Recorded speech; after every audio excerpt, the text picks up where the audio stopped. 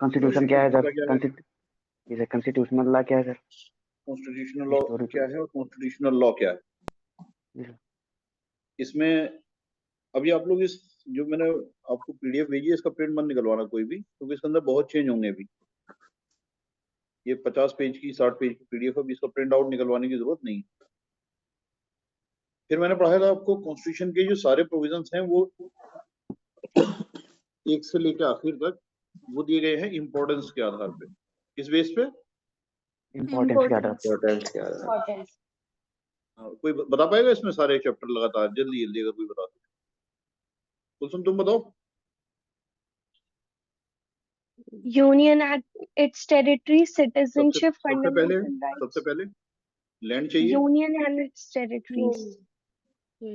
उसके बाद है सिटीजनशिप, हाँ, Part two. फिर फंडामेंटल राइट्स, वेरी गुड। फिर Part 4 directive principle, state policy, फिर पार्ट उसके 4 हो गया। बाद पार्ट 4A क्या है? Fundamental duties. Very good. Fundamental Part duties, 5 फिर में फिर डायरेक्टिव यूनियन, प्रिंसिपल, पार्ट 5 में The union, union. Part And 5 में state. यूनियन है। Union state. State. इसी तरह धीरे धीरे याद हो जाएंगे सब। फिर मैंने बताया था आपको आइवर जेनिंग्स के बारे में, बहुत अकलमंद आदमी थे। इन्होंने नेपाल और मलेशिया और श्रीलंका और सिलोन, पाकिस्तान Pakistan. इनके बारे में पढ़ा हमने। फिर हम आ गए थे वाइस चांसलर थे। एलिजाबेथन एरा पे। हम्म। एलिजाबेथ कौन थी, कोई बता सकता है?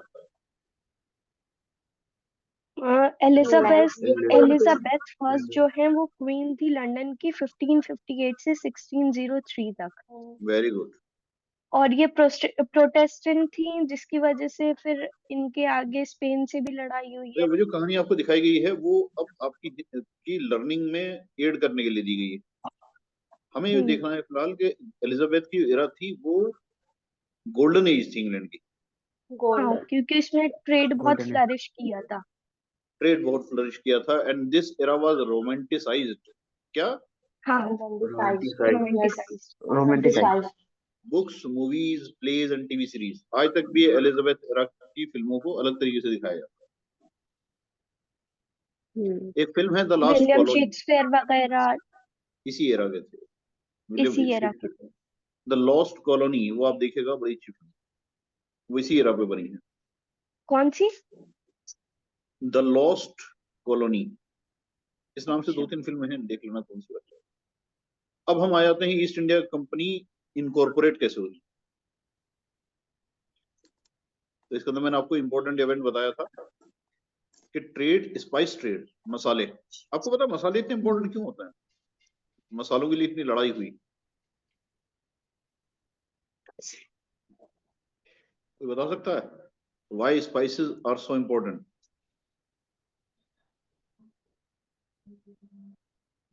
कभी बिना मसाले के कौरमा बनाने की कोशिश करना, आपको पता चल जाएगा मसाले कितने इम्पोर्टेंट। सानिया बना लेती है, कुलसुम तो मेरे ख्याल से अंडा उंडा ही बना हुआ। तो बिना मसाले की बिरयानी बनाने की कोशिश करना, आपको पता चल जाएगा मसाले इतने इम्पोर्टेंट थे। ये मसाले इंग्लैंड में एक्चुअली में होते नहीं थे, खड़े मसाले, और गोश्त का मजा मसालों के साथ आता, इसलिए हर घर में इस्तेमाल होते थे। दूसरे ये भी था कि ये उस गोश्त को प्रिजर्व करते थे मसाले, उस पर लगा के रख दो तो बहुत दिन तक गोश्त चलता था। औरतें काहिल होती हैं, इसलिए भी इसकी सेल बहुत पहले फ्रिज नहीं हुआ करते थे, इसलिए बहुत दिन तक स्पाइस ट्रेड में सबसे पहले जो आगे निकले वो थे पोर्चुगीज और स्पेनियार्ड। जैसे इंग्लैंड के नेटिव्स को हम इंग्लिश कहते हैं, इंग्लिशमैन, उसी तरह स्पेन के लोगों को हम कहते हैं स्पेनियार्ड। पोर्चुगीज के लोगों को, पोर्चुगल के लोगों को पुर्तगाल लिखते हैं हिंदी में। जैसे सानिया के पीछे मैप है, उसमें पुर्तगाल लिखा हुआ होगा, लेकिन उसे सही प्रोनाउंसिएशन उसका पोर्चुगल है। पोर्चुगल उसके बाशिंदे कहलाते थे, उसके रेजिडेंट कहलाते थे, वो पोर्चुगीज कहलाते थे। तो मैंने कुलसुम ने जैसे बताया स्टार्टिंग में कि कैथोलिक और प्रोटेस्टेंट की लड़ाई थी। इसके अंदर एक जो स्पेनिश आर्माडा इसको डिफीट किया था इंग्लैंड ने, हराया था। 130 शिप्स डुबो दिए थे इन्होंने 1588 में।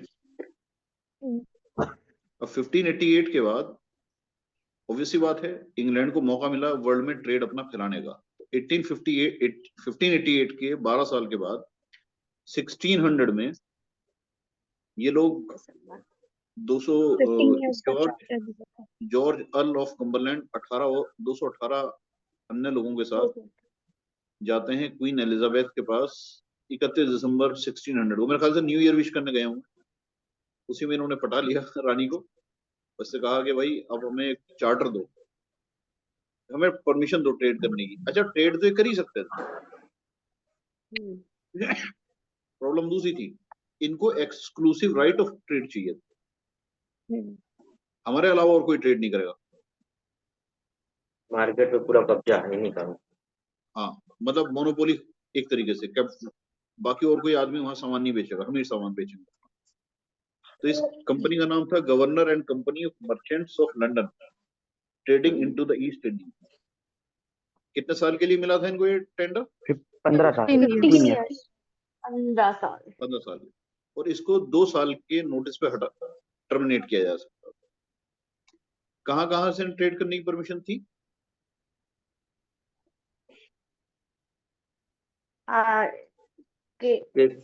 East of Cape of Good east में, स्टेट ऑफ मैगलैंड के वेस्ट में। खुशी स्टेट ऑफ मैगलैंड कहाँ पे है? स्टेट ऑफ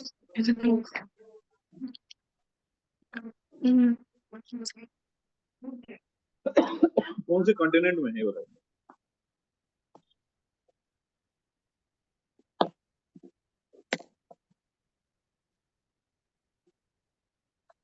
और कोई बताएगा?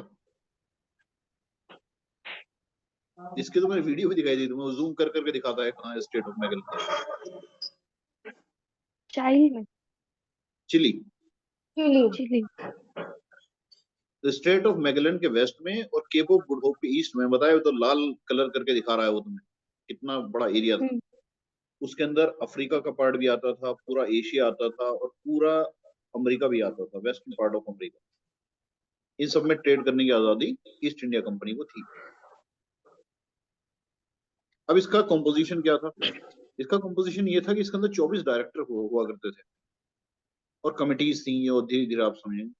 इसमें जो पहला गवर्नर बनाया गया था इसका, वो थॉमस स्माइथे को बनाया गया था। क्या नाम था? थॉमस स्माइथे। ये पहला गवर्नर था कंपनी का। ऑब्वियसली बात है कंपनी बनी, इन्होंने अपने लंदन में इनका ऑफिस था तो इन्होंने ट्रेड करना स्टार्ट किया। अब दिक्कत ये थी 1600, उस दिन मैंने वीडियो भी दिखाई थी कि चार्टर लेने से ज्यादा मुश्किल था इंडिया में घुसना। ये वीडियो में हमने देखा था कि यार ये आते थे, इनके शिप लूट लिए जाते थे, ये होता था, ये बड़े परेशान रहे स्टार्टिंग इंडिया तक पहुंचने के लिए। अब चार्टर ऑफ 1600 का मकसद क्या क्या था? जो पहला चार्टर है, जो कॉन्स्टिट्यूशनल हिस्ट्री के लिए सबसे पहला चार्टर आपके सामने आया, वो है चार्टर ऑफ 1600। इसका मकसद क्या क्या था? कि कंपनी को अफ्रीका और एशिया और अमेरिका में ट्रेड एस्टेब्लिश करना था अपना, और डच ईस्ट इंडिया कंपनी को बाहर निकालना था बिजनेस से। डच मतलब डेनमार्क, डेनमार्क की ईस्ट इंडिया कंपनी थी, उसको ट्रेड से बाहर निकालना था। अब सबसे पहले ट्रेड राइट्स क्या थे इनके? इनका था एक्सक्लूसिव राइट टू ट्रेड, ये मैं बता ही चुका आपको। ये ट्रेड के लिए एक्सपीडिशंस भेज सकते थे। पहले ट्रेड ऐसा नहीं होता था गए और पैसे ले गए, सामान के बदले लोग सामान, यानी कि बार्टर सिस्टम जिसको कहते हैं। कौन सा सिस्टम? Barter system. तो बार्टर सिस्टम से काम चला करता था। तो ये लोग अपने ट्रेड एक्सपेडिशन भेज सकते थे। इनको इजाजत थी फैक्ट्री स्टेब्लिश करने की, फैक्ट्री बना सकते थे लोग। ऑब्वियसली बात है, मैंने फैक्ट्री एक दिन बताया था आपको, गोदाम टाइप के होते थे और गोदाम में बहुत सारा सामान, शिप आता रहता था, सामान उतरता रहता था, एक बहुत बड़ा गोदाम बन जाता था। फैक्ट्री कोई किला नहीं होता था, फैक्ट्री गोदाम टाइप का हुआ करता, वहां पे सामान रखा जाता था। ऑब्वियसली बात है यहाँ सामान रखा जाएगा, वहां उसकी सुरक्षा के लिए लोग भी रहेंगे, अंग्रेज तो आगे सामान उतारेंगे नहीं, तो इंडियंस ही सामान उतारते थे, वही लगाते थे, वही सारा काम करते थे, तो लोग भी रहते थे वहीं पे। धीरे धीरे वो जो छोटे छोटी फैक्ट्रीज थी वो पनपनी शुरू हो गई, बड़ी बड़ी हो गई। मतलब ऐसा नहीं कि एक शहर बस गया, लेकिन वो कंसिडरेबल नंबर ऑफ पीपल वहां रहने लगे, अच्छे खासे। एक इनको पावर दी गई थी आर्मी रखने, नेवी रखने की। 1600 के चार्टर में इनको परमिशन दी गई थी नेवी रखने की। क्यों? ताकि अपने सामान की शिप रखवाली में कर सकें। शिप में इनका सामान जा रहा है, उसमें नेवी नहीं अगर होगी इनके पास, तो वो तो कोई भी लूट लेगा। जीरो।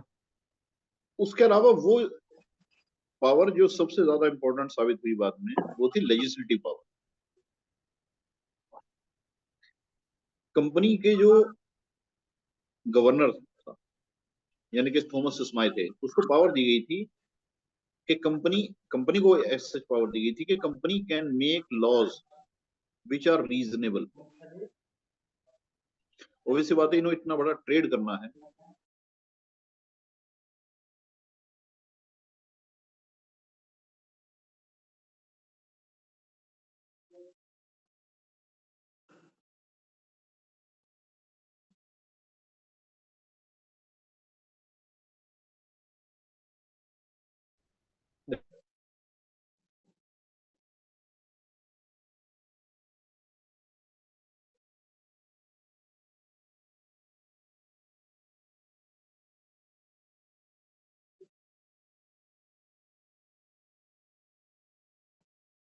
उसे कुछ ना कुछ पावर दी जाती है लॉ मेकिंग।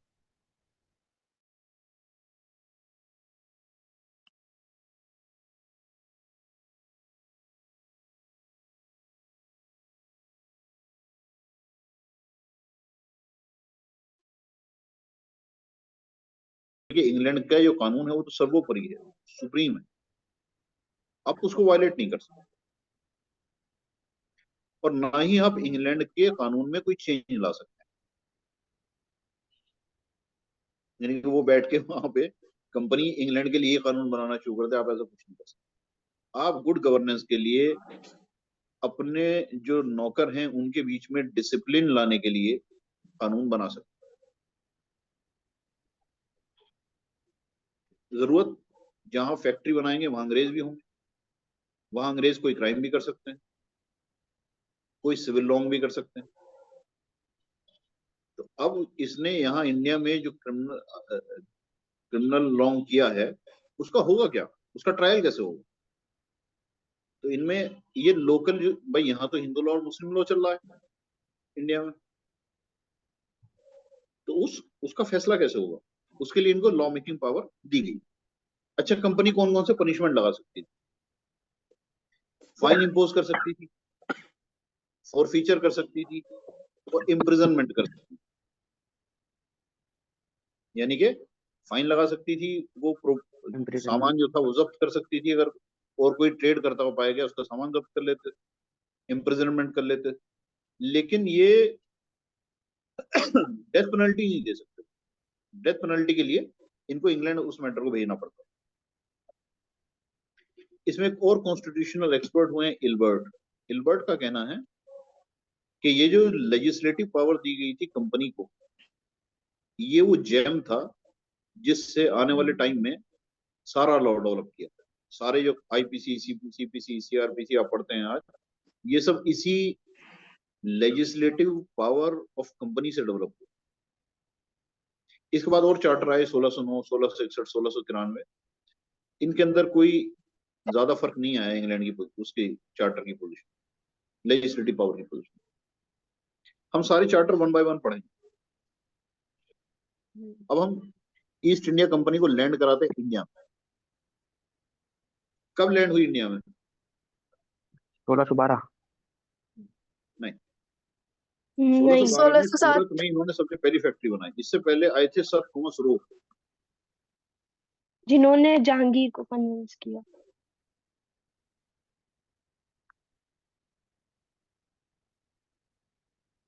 मुझे कॉपी मिल जाए, प्लीज मिल जाओ यार।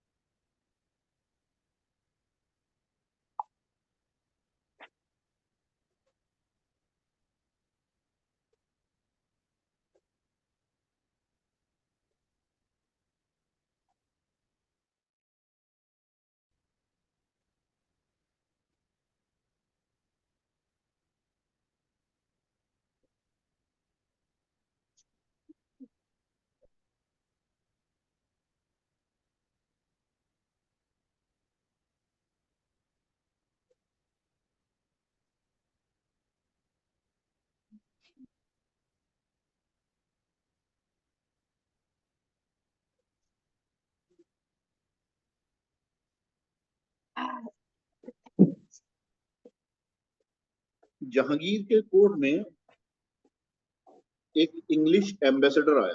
कौन आया? English ambassador Thomas raw. जिसका नाम था थॉमस रो। थॉमस रो ने जहांगीर को कन्विंस किया कि वो सूरत में उन्हें एक फैक्ट्री लगाने की परमिशन दे। तो जहांगीर ने एक रॉयल फरमान से, किस चीज से? रॉयल फरमान से लैंड ग्रांट की और कंसेशंस दिए कुछ इन्हें, और इन्हें फैक्ट्री लगाने की परमिशन दी। तो इन्होंने 1612 में सूरत, जो कि राजस्थान में, वहां पे अपनी पहली फैक्ट्री। सूरत गुजरात में? गुजरात। हाँ, गुजरात। उसके बाद इन्होंने दूसरी जो फैक्ट्री बनाई वो मसूलीपट्टम 1639 में मद्रास में। उसके बाद हरिहरपुर उड़ीसा में। इस तरीके से इनकी कुछ फैक्ट्रियां लगनी स्टार्ट हुई। अब इनकी फैक्ट्री क्या थी? वो तो छोटा सा सेटअप था, जहाँ इन्हें ट्रेड करना होता था वहीं सामान लाके रख लेते थे। कुछ फैक्ट्रीज क्या हुई, आने वाले टाइम में बहुत बड़ी बड़ी इंस्टीट्यूशन बन गए, मतलब बड़ी, उनका जो साइज था वो इतना बड़ा बन गया कि वो शहर बन गया। वो आने वाले टाइम में पड़ा। तो पहली फैक्ट्री कहाँ बनी? सूरत में। दूसरी मसूलीपट्टनम। उसके बाद आपको हरिहरपुर डेल्टा में दूसरी बनी थी।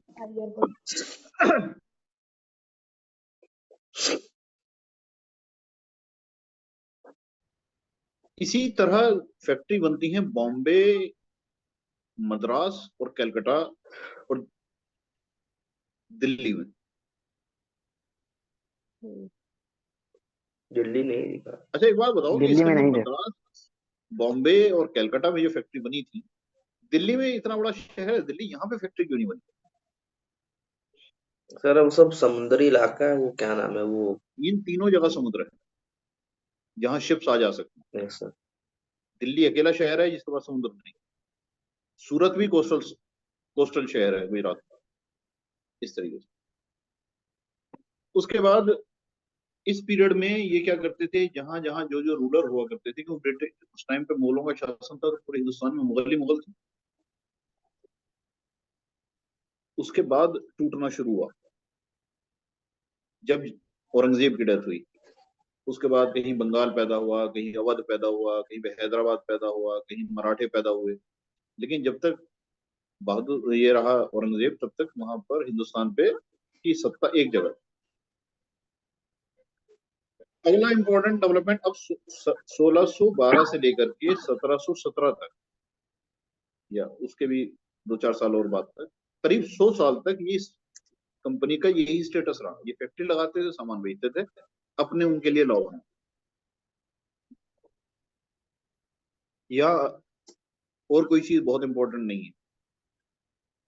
तो इस दौरान जो हिस्ट्री डेवलप की वो आपको पढ़ाएंगे अरशद, कुछ हिस्ट्री में पढ़ाऊंगा आज, लेकिन अब जो मैंने छोड़ रहा हूँ वो हिस्ट्री का पार्ट है।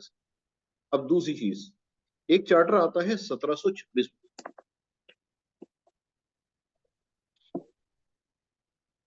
अब क्या हुआ था, कंपनी ईस्ट इंडिया कंपनी का इंडिया में साइज बढ़ चुका था। वो उनके सर्वेंट्स इंडियन और अंग्रेज दोनों, इनका भी साइज बढ़ चुका था, ये बहुत सारे हो गए थे। और इंडिया में इनके लिए कोई कॉम्पिटेंट कोर्ट ट्राई करने के लिए इनको नहीं। कई बार ये क्वेश्चन पैदा हुआ ब्रिटिश कोर्ट में कि यहाँ के केसेस को कैसे तय किया जाए। तो इन सब जो फैक्ट्रीज थी, अब अभी तक ये सब फैक्ट्रीज ही थी छोटी बड़ी, इनको यूनिफॉर्म लॉ देने के लिए 1726 का चार्टर एक्ट आया।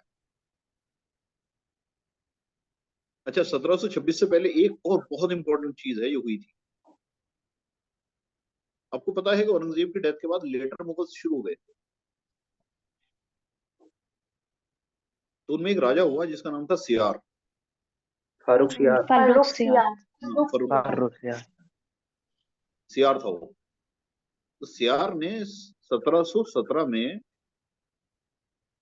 टैक्स माफ कर दिया था कंपनी का बंगाल में। क्योंकि ये बंगाल के नवाब थे, इन्होंने मुगल सल्तनत को मानने से मना कर दिया था इनडायरेक्टली। ये इंपॉर्टेंट इवेंट था। 1726 का जो चार्टर आया, उस टाइम पे बंगाल में कंपनी को बिना कोई टैक्स दिए ट्रेड करने की परमिशन लेटर मुगल एम्परर सियार ने दे दी थी। ठीक है, फारूक सियार। अब कंपनी का जो चार्टर था वो किसने दिया था, कौन थी महारानी? एक बार दोबारा बता सकते हो कहाँ से फारूक सियार के बाद क्या कहा था? लेटर मुगल्स में 1717 में बंगाल के साथ फ्री, बंगाल प्रोविंस में सूबा बन गया, मान स्टेट मान लेते। वो स्टेट इतने बड़े नहीं थे, इतना यूपी दिल्ली है। उस टाइम बंगाल के अंदर पूरा बांग्लादेश आता था, पूरा बंगाल, हमारा वेस्ट बंगाल मतलब, उसके अलावा बिहार और उड़ीसा, ये सब उस टाइम उसका पार्ट था, बंगाल सूबे का।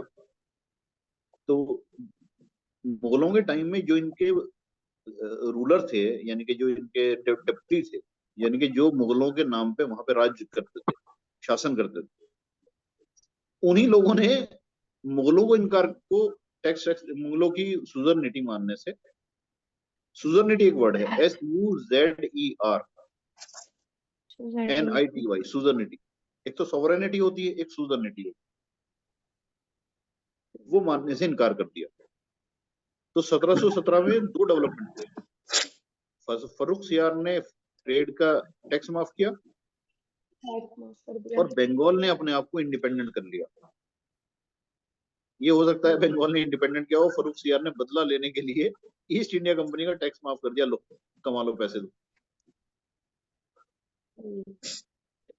अब वो जो पहला चार्टर था 1600 का, वो दिया था एलिजाबेथ वन ने। 1703 या 4 में मेरे ख्याल से एलिजाबेथ की डेथ हुई, 1703 में हुई नहीं, 1603 में, 3 में ही हुई थी। फिर 1603 3 के में बाद ये किंग जेम्स फर्स्ट आ गए थे। किंग जेम्स फर्स्ट आ गए थे, उन्होंने कुछ नहीं किया था। अब हमारे लिए इंपॉर्टेंट राजा इंडेफिनिट पीरियड के लिए king George one. King George one ने 1726 में चार्टर एक्ट दिया इंडिया को। इसको कहते हैं चार्टर एक्ट ऑफ 1726।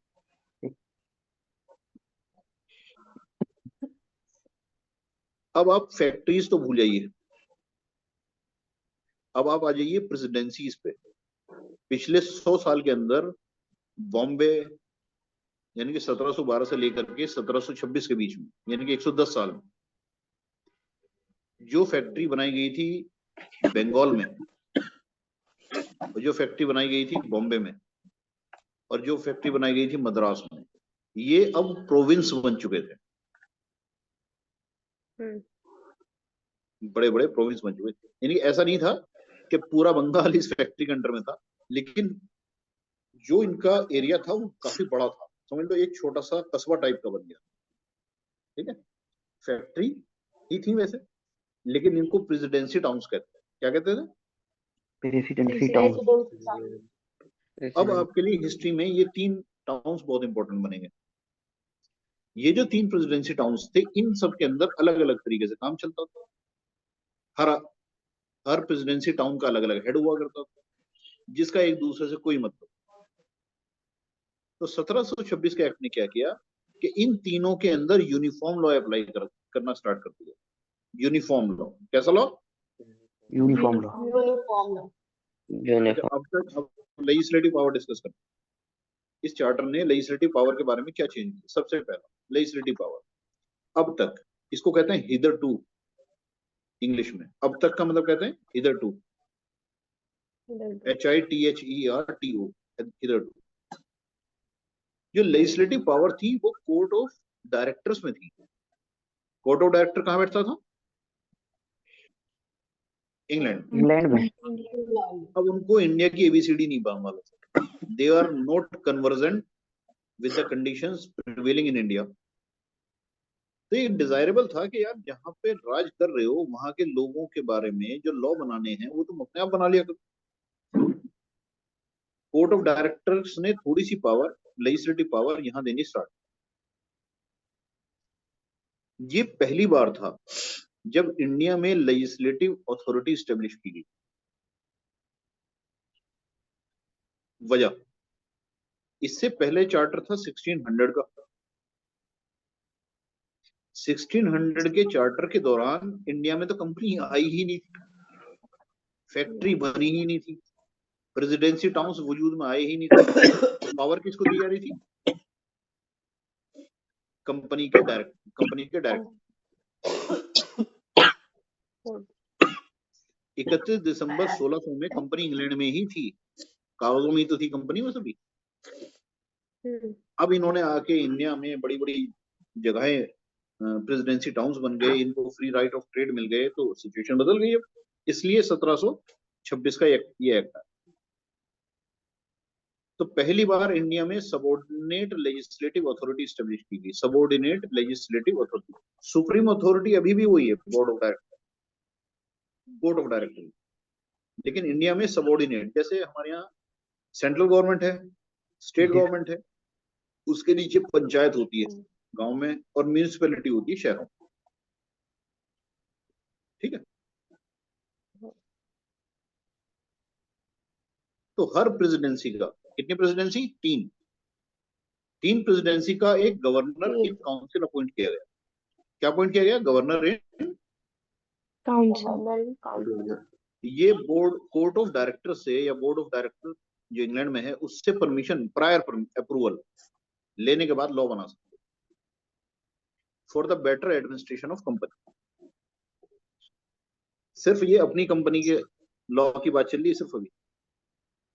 इंग्लैंड के लॉ, लोग अभी इंडिया वालों के लिए लॉ नहीं बना रहे, वो अपनी फैक्ट्री के लिए, अपने लोगों के लिए, या वो लोग जो वहां काम करते हैं उनके लिए लॉ बनाने की परमिशन एक लेजिस्लेटिव बॉडी के रूप में दी। और क्या हुआ इसके अंदर? एक कोर्ट एस्टेब्लिश किया गया मेयर का, तीनों जगह एक एक, एक बॉम्बे में, एक मद्रास में, एक कलकत्ता में। इसका नाम था मेयर्स कोर्ट। तो इंडिया में एस्टेब्लिश होने वाले सबसे पहले कोर्ट का नाम क्या है? कब एस्टेब्लिश किया गया? 1726। मेयर का जो टाइम होता था, अब ये कोर्ट ऐसे नहीं थे जैसे आज के कोर्ट, आप इनका नाम कोर्ट था, लेकिन वहां पे जो मेयर हुआ करता था, मेयर का जो टेन्योर था वो 1 साल का हुआ करता था। तो एक कमेटी बनती थी पहले एल्डरमैन की, ई वाला एल्डर नहीं, ए वाला एल्डरमैन। एल्डरमैन किसको कहते हैं? जो elected member of city council. City council है एक शहर मान लो छोटा, वो अपने नुमाइंदे चुनती थी, 10-20, शायद 10 चुने आते थे। वो 10 लोग अपने अपने एक को मेयर चुनते थे। उस मेयर की जो होती थी टेन्योर, वो 1 साल का होता।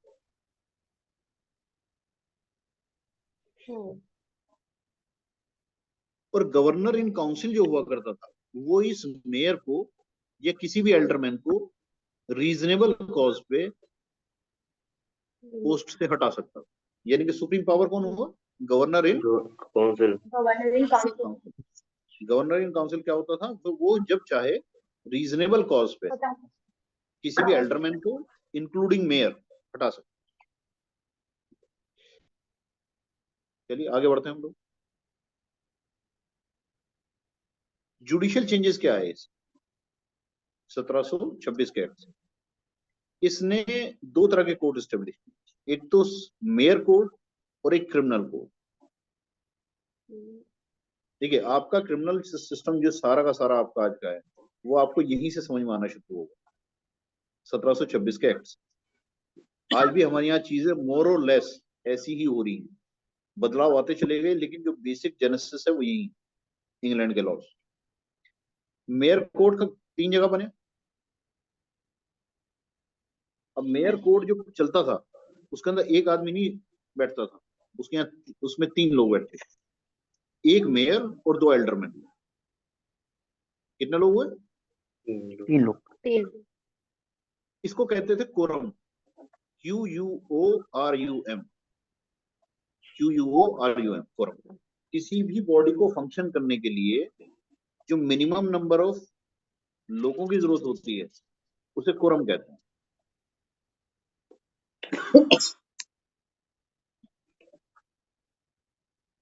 ये सिविल सूट्स ट्राई करते थे।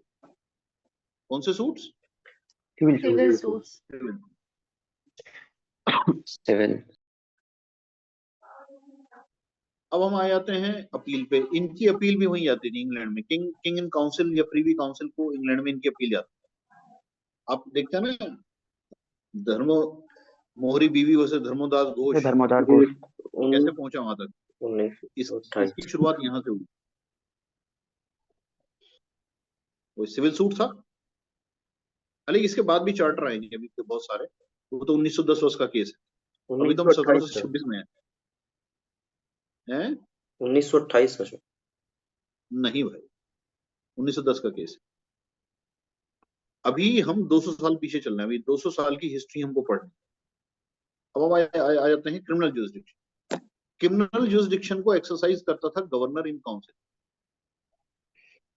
जी सर, 1902 का था। 1902 का? जी सर, 1902 का था। मोरी बीवी और धर्मोदास घोष। 1902 का। तो क्रिमिनल ज्यूरिसडिक्शन जो था वो गवर्नर इन काउंसिल और 5 सीनियर मेंबर काउंसिल के थे। हर प्रेसिडेंसी टाउन के अंदर 2 बॉडी हो गई, एक हो गया मेयर और एक हो गया गवर्नर इन काउंसिल। मेयर का कोरम था 3, एक मेयर और 2 एल्डरमैन। ये ट्राई करते थे सिविल सूट। एक था गवर्नर इन काउंसिल, उसके साथ अलग 5 मेंबर, यानी कि टोटल हो गए 6 लोग। ये क्रिमिनल केसेस ट्राई करते। ये अलग अलग भी जस्टिस ऑफ पीस कहलाते थे। क्या कहलाते हैं? Justice of peace. इनको अथॉरिटी होती थी, ये किसी को भी अरेस्ट कर सकते थे और छोटे मोटे क्राइम के लिए पनिश कर सकते थे। ये समझ लो कि ये लोग अपने टाइम के सबसे पहले मजिस्ट्रेट्स। अब बड़े बड़े केसेस के लिए क्या होता था, ये साल में 4 सेशन बैठाते थे। यानी कि मान लिया कि पूरे साल तो आज जैसे आज हमारे यहाँ क्राइम बढ़ गया है तो हम पूरे साल हमारे यहाँ क्रिमिनल कोर्ट काम करते हैं, पहले ऐसा नहीं था। ये सिर्फ साल में सेशंस होते थे। सेशन कैसे होते थे कि जैसे ये जो 6 लोग हैं, ये लोग आज बैठे हैं भिंगा में, 15 दिन बैठेंगे अब ये भिंगा में। 15 दिन के अंदर भिंगा में जितने मुकदमे क्रिमिनल के हुए उनमें से जो तय हो पाए, जो गवाही हो पाए, डे टू डे गवाही हो, जिनमें फैसले हो पाए हो दिए। फिर 15 दिन के बाद इनका सेशन मान लिया गोंडा का है तो 15 दिन बैठते फिर ये गोंडा। इस तरह ये रोटेशन इस तरह बनाया गया था कि एक जगह पर इनकी सिटिंग 4 बार होती। कितनी बार? 4 बार।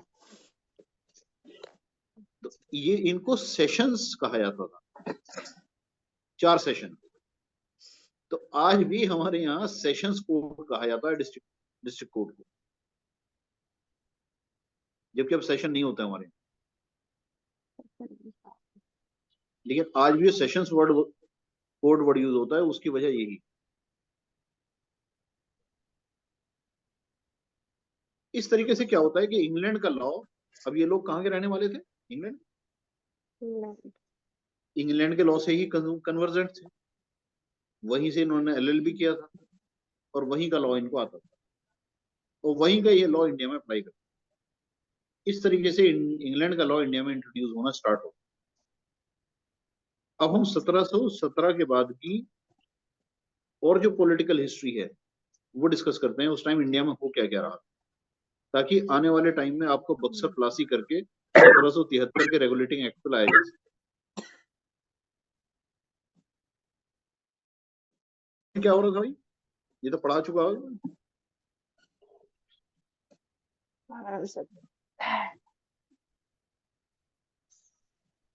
इस एक्ट के आने से पहले ही 3 चीजें हो गई थी। 1722 में सादात खान ने अवध को इंडिपेंडेंट डिक्लेयर कर दिया था। जैसे बंगाल 1717 में हो गया, उस तरह अवध 1722 में हो गया। अवध को सेपरेट करने वाले का नाम सादत खान। सादत खान। सादत खान। ये खान नहीं थे, ये शिया थे जिन्होंने बड़ा इमाम बाड़ा वगैरह बनाया। एक इसी तरह हैदराबाद थे। हैदराबाद में आसफ जहां ने, निजामुल मुल्क आसफ जहां ने 1724 में हैदराबाद बना दिया। तो 1717 में क्या बना? बंगाल। 1722 में क्या बना? अवध। 1724 में बना हैदराबाद। अब्बास को हैदराबाद का पता हो, हैदराबाद कब बना है कि अम्मा वहीं की हैं हैदराबाद। उसी तरह मैसूर हैदर अली ने धीरे धीरे बना लिया अपना। अब हम हिस्ट्री पढ़ते हैं थोड़ी सी, क्योंकि आने वाले जो 2 इवेंट हैं, battle of Buxar and battle of Plassey, ये वो हैं जो अगला major act, regulating act of 1773 पास कराएंगे इंग्लैंड की पार्लियामेंट। मुर्शीद कुली खान जो पहला नवाब था बंगाल का, 1717 से लेकर के 1727, 1717 से 1727 यानी 11 साल, इसने बंगाल सूबा फाउंड किया। जैसे निजामुल मुल्क आसफ जहां ने हैदराबाद फाउंड किया और सादात खान ने अवध फाउंड। इसने वहां पे अपना अलग रेवेन्यू सिस्टम एस्टेब्लिश किया। उस टाइम तक जो कैपिटल थी बंगाल सूबे की वो थी ढाका, जिसको डेका कहते थे। ढाका कहाँ है बताओ भाई खुशी? बांग्लादेश में। बांग्लादेश खुशी में। कहाँ है ढाका? बांग्लादेश की राजधानी कैपिटल। ढाका कहाँ पे है खुशी? बांग्लादेश। 5 लोग इसका जवाब दे चुके, अब तो सुन ही लिया होगा किसी ना किसी। बांग्लादेश। कैपिटल है बांग्लादेश की। Yes sir, Dhaka. मुर्शीद कुली खान ने ढाका से ये कैपिटल ट्रांसफर की थी मुर्शिदाबाद।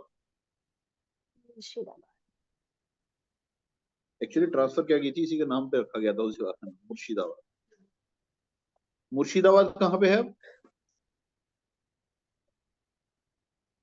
वेस्ट बंगाल में ही तो है, इंडिया में ही है। वेस्ट बंगाल। वेस्ट बंगाल में जिला है मुर्शिदाबाद। हम्म वेस्ट बंगाल का जिला है मुर्शिदाबाद, जो कीर्ति नदी पे। हाँ ठीक है। कीर्ति नदी। और मोर और लेस अगले 70 साल तक बंगाल की कैपिटल मुर्शिदाबाद ही रही। और उस टाइम का बंगाल कितना बड़ा था, जिसमें वेस्ट बंगाल आता था, जिसमें बिहार, बांग्लादेश, बांग्लादेश, बिहार बिहार आता था, बांग्लादेश आता और था। और उड़ीसा। उड़ीसा। उड़ीसा। वहां का मेजर प्रोडक्ट क्या था मुर्शिदाबाद का? सिल्क। जिसमें सेरिकल्चर होता था। सिल्क। और मुर्शिदाबाद ही हिंदुस्तानी क्लासिकल म्यूजिक का और पेंटिंग का एक सेंटर Okay. बना। यानी कि ओबवियसली बात है, बहुत दिन तक कहीं पे पीस रहती है तो वहां पर जो आर्ट एंड लिटरेचर है ये फ्लरिश करता है। जब पीस नहीं रहती, लोग लड़ ही रहे हैं आपस में या बाहर के मुल्कों से लड़ रहे हैं, तो उसके बाद क्या पेंटिंग करेगा कोई और क्या ड्राइंग करेगा? एलिजाबेथ का जैसे टाइम था वो पीसफुल टाइम था इंग्लैंड के लिए, उसी तरह मुर्शिदाबाद का जो वक्त था ये बड़ा इंपॉर्टेंट वक्त था। इसी ने वहां पे कटरा मस्जिद बनाई, कटरा मॉस्क बनाई, और वहीं पे ये दफन भी है आज। कभी आप लोग जाइएगा तो घूम के आइएगा। इनका नाम था मुर्शिद कुली खां। कुली खान। इसके बाद सरफराज खान रूलर बने। सरफराज खान सिर्फ 40-50 दिन नवाब रहे। 1 जुलाई को गद्दी पे बैठे और 26 अगस्त को इनका मर्डर हो गया, मर गए। सरफराज खान के बाद बने शुजाउद्दीन मोहम्मद खान। ये 1727 से 1739 1739 तक रहे। उसके बाद आते हैं दोबारा सरफराज खान बने। ये सरफराज खान दूसरे रहे होंगे कोई, ये 1739 से 1740। ये जो मैंने आपको 4 रूलर बताए हैं, इनमें 2 तो सरफराज खान ही है, एक शुजाउद्दीन मोहम्मद खान है, और एक कौन है? मुर्शीद कुली खान, जिन्होंने कुली खान। मुर्शिदाबाद की कैपिटल ट्रांसफर की थी। ये सब लोग नसीरी डायनेस्टी के थे। कौन सी dynasty? Nasiri dynasty. Nasiri dynasty. जैसे ये था ना गुलाम, तुगलक, लोदी, ये सब, उसी तरह इनकी डायनेस्टी जो थी नसीरी। 5वां नवाब बनता है अलीवर्दी खान। ये इंपॉर्टेंट रूलर। अलीवर्दी खान 1740 से लेकर के 1756 तक रहता है, बंगाल का नवाब। इसकी डायनेस्टी थी अफशार डायनेस्टी, AFSHAR, अफशार डायनेस्टी। इसने सरफराज खान को हरा के ये आदमी राजा बना था। 1740 में इसने पावर ले ली। इसने फिर इन बंगाल को रिबिल्ड किया, वहां ट्रेड प्रमोट किया, और जो यूरोपियन पावर्स थी उनके बारे में न्यूट्रल स्टैंड रखा हुआ। ना तो उनसे कोई लेना देना इसने रखा नहीं था। लेकिन इसने ये कहा कि भाई ये जो उस टाइम तक कई जो यूरोपियन पावर्स थी वो ट्रेड कर रही थी उस टाइम पे, पोर्चुगीज, डच, फ्रेंच और इंग्लिश, ये लोग आपस में लड़ते रहते थे। इसने ये मना कर दिया कि तुम यार यहाँ बंगाल में लड़ोगे नहीं आपस में। लेकिन इंटरफियर कुछ किया नहीं इसने ज्यादा उनके ट्रेड में। इसका टाइम खत्म हो गया, और अफशार डायनेस्टी के सिर्फ 2 नवाब हुए हैं। पहला था अलीवर्दी खान, और दूसरा और आखिरी नवाब था सिराजुद्दौला। 1756 में सिराजुद्दौला राजा बनते हैं। सिराजुद्दौला क्या करते हैं? इन्होंने अली वर्दी खान का स्टैंड क्या था? न्यूट्रल। हम्म, इसने क्या किया, ब्रिटिश पे जो शिप उनके कैलकाटा पोर्ट पर लैंड करते थे उनके ऊपर टैक्स लगाना शुरू कर दिया, वो भी हैवी वाला टैक्स। ठीक है। हम्म, और इसने ऑर्डर दिया कि भाई साहब फ्रेंच और इंग्लिश, तुम जो अपने उसी टाइम पे क्या हुआ था, 7 ईयर वॉर, मैंने एक वीडियो दिख रही थी ना आपको, 7 ईयर वॉर स्टार्ट हो गया था इंग्लैंड में, फ्रांस और इंग्लैंड के बीच में। तो उन्हें ये लग रहा था कि इनके जो सेटअप कैलकाटा में है, यानी फोर्ट विलियम सेटअप था इनका कैलकाटा में, कि कहीं ऐसा ना हो कि फ्रेंच, वहां तो वॉर चली रहा है यूरोप में, यहाँ पे फ्रेंच हम पे हमला कर दें। और फ्रेंच को ये लग रहा था कहीं इंग्लिश कंपनी वाले उन पे हमला ना कर दें। तो इन्होंने अपने किले की बाउंड्री करनी स्टार्ट कर दी थी।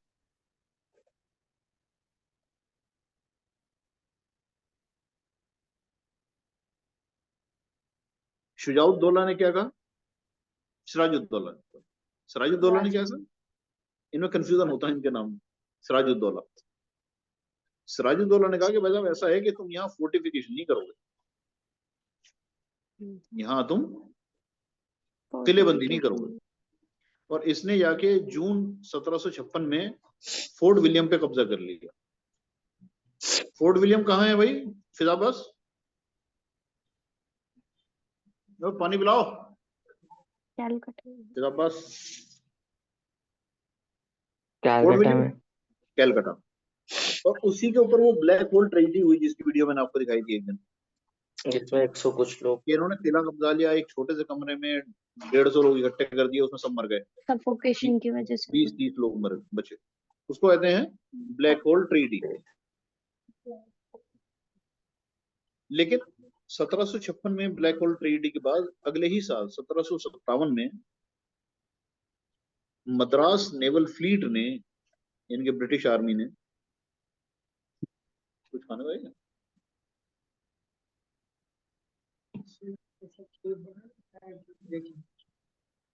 बिस्किट दो, इन्होंने वापस कब्जा लिया।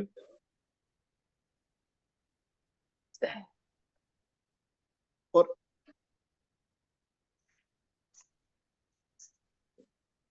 सिराजुद्दौला के बाद इंग्लैंड ने, इन्होंने क्या किया, अंग्रेजों ने किसको नवाब बनाया था बंगाल का? मीर जाफर। जाफर। मीर जाफर। मीर जाफर की डायनेस्टी कौन सी?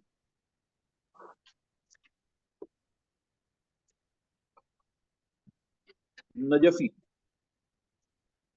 अच्छा हाँ। मीर जाफर नजफी डायनेस्टी के थे। अब मीर जाफर के टाइम में क्या हुआ,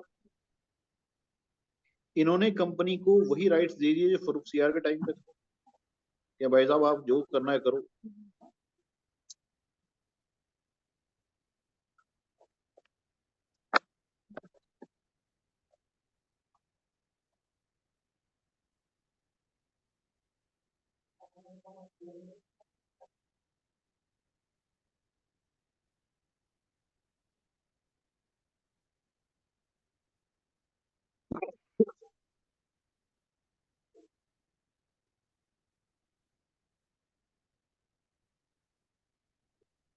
सिर्फ मेरा ही नेट में दिक्कत है, नहीं।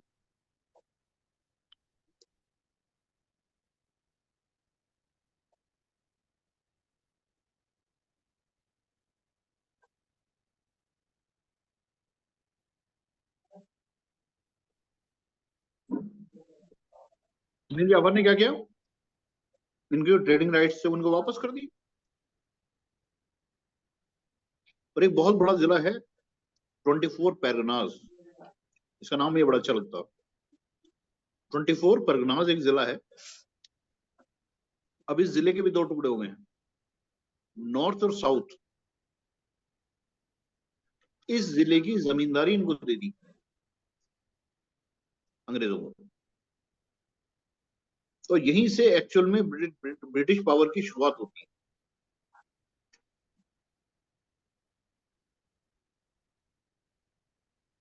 अब जब वहां के पैसे से इनकी आर्मी तो खैर पहले से स्ट्रांग थी।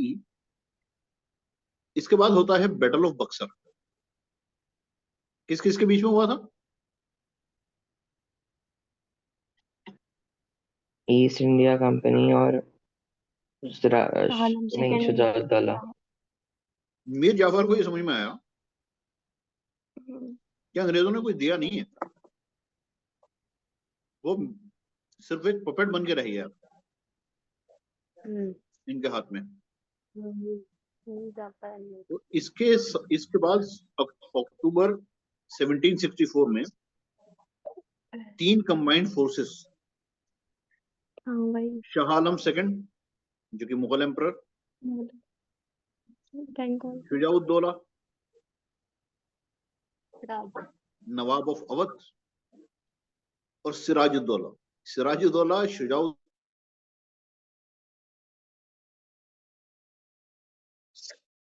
नेटवर्क बस गया।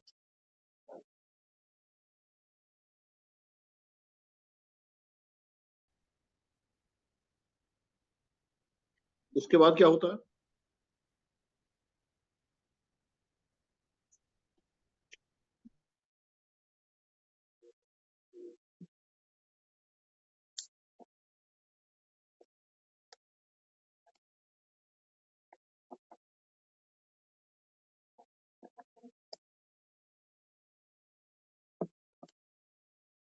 कंपनी सूबेदार बन जाती है। उसका जो डिप्टी सूबेदार था, सॉरी, कंपनी का जो डिप्टी सूबेदार होता था उसको अपॉइंट करने की जिम्मेदारी, ये पावर मिल जाती है कंपनी। अब 2 तरह के सिस्टम होते हैं। एक तो होता है टैक्स कलेक्शन, रेवेन्यू कलेक्ट करना, जमीन पे ये लगान वसूल करना, एक तो ये वाला काम। अब जब इनको निजामत मिल गई तो निजामत में आपको एडमिनिस्ट्रेशन चलाना है पूरा, और एडमिनिस्ट्रेशन चलाने के लिए आपको पुलिस और जुडिशियल फंक्शन भी करने पड़ेंगे। तब फंक्शन हो गए 2 तरह के, एक तो लगान वसूलना और दूसरा एडमिनिस्ट्रेशन करना। अब ये जो एम्परर थे, इनको तो इन्होंने वर्चुअल प्रिजनर बना के इलाहाबाद शिफ्ट कर दिया वहां से, ठीक है, और अपना कोई पपेट उठा के इन्होंने वहां बंगाल की गद्दी पे बैठा दिया, जो नामचारे का नवाब। लेकिन इनको ये पता था कि हम अचानक से इतनी ज्यादा जिम्मेदारी, बट ट्रेडिंग ही तो कंपनी है भाई। अचानक से किसी कंपनी से, जैसे ब्रिटानिया के मैं बिस्किट खा रहा हूँ, ब्रिटानिया से ये कह दिया जाए कि वो भिंगा में आने के बाद कोड बनाए, कैसे बना दी एक दिन में, कि यहाँ का पुलिस का काम भी देखो आज से, बैटल ऑफ बक्सर के बाद, और एडमिनिस्ट्रेशन भी देखो, रेवेन्यू भी कलेक्ट करो। तो किसी कंपनी जो कि ट्रेडिंग कंसर्न हो, उसके लिए ये पॉसिबल था नहीं भाई। ओबीसी बात है। इसके बाद जो बैटल ऑफ प्लासी और बक्सर के बाद अनडिस्प्यूटेड रूलर बन गई कंपनी, रियल मास्टर, इनका सोल कंट्रोल हो गया वहां पे। मशीनरी नहीं थी बहुत तेजी से इस चीज को डेवलप करने वाली, कि फौरन अपनी पुलिस बना देंगे लोग और एडमिनिस्ट्रेटिव मशीनरी भी बना दें। तो उस टाइम पे ड्यूअल गवर्नमेंट स्टार्ट हुई। ड्यूअल गवर्नमेंट का नाम पढ़ा है उसने, ड्यूअल गवर्नमेंट, अरशद ने?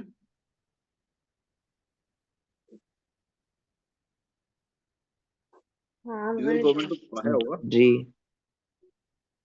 ड्यूअल गवर्नमेंट ही थी एक तरह की। में हुआ क्या दीवानी निजामत। कि कंपनी तो रेवेन्यू कलेक्ट करती थी, और जो इनके पपेट नवाब थे वो एडमिनिस्ट्रेशन जस्टिस करते थे। सारा पैसा तो कंपनी को जाता था, नवाब के पास पैसे नहीं थे किसी को तनख्वाह देने के। यहां से ड्रेन ऑफ वेल्थ शुरू हुआ। जो पैसा था, तो पैसा जो टैक्स के फॉर्म में मिलता है, वही तो सरकारी नौकरों को आप तनख्वाह के तौर पे देते हो। अब यहाँ 2 बॉडी इकट्ठी हुई, एक वो जो पैसा ले रही है, एक वो जो एडमिनिस्ट्रेशन चला रही है बिना पैसे। तो 1766, 1767, 1768 इस दौरान 3 साल के अंदर बताते हैं करीब 60 मिलियन, वो 60 लाख रुपए, उस टाइम के हिसाब से बहुत बड़ी रकम, 5.7 मिलियन रुपए बंगाल से ड्रेन करके चले गए इंग्लैंड। 1766, 67 और 68 में। अब कंपनी के छोटे ऑफिसर्स थे, उनको तो फायदे में थे, कंपनी इसमें नुकसान में थी, क्योंकि कंपनी को पैसा नहीं मिल रहा था। छोटे छोटे जो अफसर थे वो पैसे अपना आप ही खा जा रहे। इसी बीच एक बहुत बड़ा इवेंट हुआ इंग्लैंड, उसमें बंगाल में, वहां एक फेमिन आया, सूखा, और वो बताते हैं कि दुनिया का सबसे वर्स्ट ड्रॉट। इसके अंदर बताते हैं कि 1770 के उसमें बंगाल की जो टोटल पॉपुलेशन है, अब ये हो सकता है कि इन्फ्लेटेड फिगर्स हो, उतनी सच ना हो, 1 करोड़ लोग मर गए थे इसमें। और बंगाल की पूरे प्रोविंस की टोटल पॉपुलेशन उस टाइम पे 3 करोड़, यानी कि हर 3 में से 1 आदमी मर गया। वजह, अब इसकी वजह यह है, ये मैं बताता हूँ, 1 करोड़ इन्फ्लेटेड फिगर भी हो सकती है, क्योंकि इतने लोग मरना पॉसिबल है नहीं, हो सकता है कम लोग मरे हो, लेकिन कहा जाता है ऐसा तो बहुत लोग मरे थे इसमें। गिनती कोई है भी नहीं उनकी, तो कोई बता भी नहीं पाएगा। भाई जिसके परिवार में 5 लोग थे, 5 मर गए ड्रॉट से, अब कौन बताएगा उसके बारे में कोई गिनती? तो भाई कंपनी क्यों गिनती करेगी अपनी बेइज्जती कराने के लिए? तो वहां जो पैसा था वो इन्होंने सब पहुंचा दिया इंग्लैंड। जो रसद थी, यानी कि जो खाने पीने का आइटम थे, वो भी वहीं पहुंच गए। जितना गेहूं पैदा होता था वो रेवेन्यू के तौर पे लेके इंग्लैंड भेज दिया जाता। अब जब फेमिन पड़ा तो गेहूं है ही नहीं इंडिया में, दोगे कहां से गरीबों को?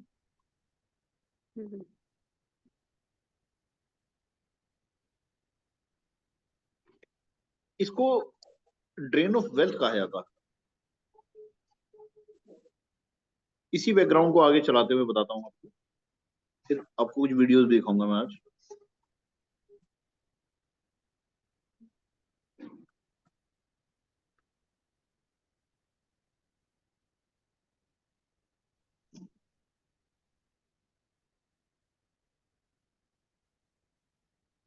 कंपनी के जो सर्वेंट थे, मैंने अभी आपको बताया कि वो रियल रूलर्स बन गए थे, और उनके पास कोई रेस्पॉन्सिबिलिटी नहीं, क्योंकि एडमिनिस्ट्रेशन चलाना था नवाब को और रेवेन्यू कलेक्ट करना था कंपनी को। कंपनी अपना काम कर रही थी, अब बिना पैसे के वो बेचारा रेवेन्यू का, कोर्ट का एडमिनिस्ट्रेशन कैसे करे? अब ये जो रॉबर्ट क्लाइव ने ड्यूअल गवर्नमेंट इंट्रोड्यूस की, उसका नुकसान ये हुआ कि कंपनी के जो नीचे के सर्वेंट्स थे, ठीक है, रॉबर्ट क्लाइव एक क्लर्क था, तो इसने मेरे ख्याल से हो सकता है इसके दिमाग में ये काम किया हो कि अगर क्लर्क पैसा कमा रहे हैं तो कोई दिक्कत नहीं। तो जो क्लर्क लेवल के आदमी थे वो इतने रिच हो गए कि वो रिटायरमेंट ले लेके इंग्लैंड चले गए, कंपनी को पैसा देते नहीं थे, कंपनी हो गई बैकरप्ट। ईस्ट इंडिया कंपनी, सोचो इतनी बड़ी कंपनी, वो बैकरप्सी के कगार पे पहुंच गई। सानिया आंखें बंद करो, बंद करो।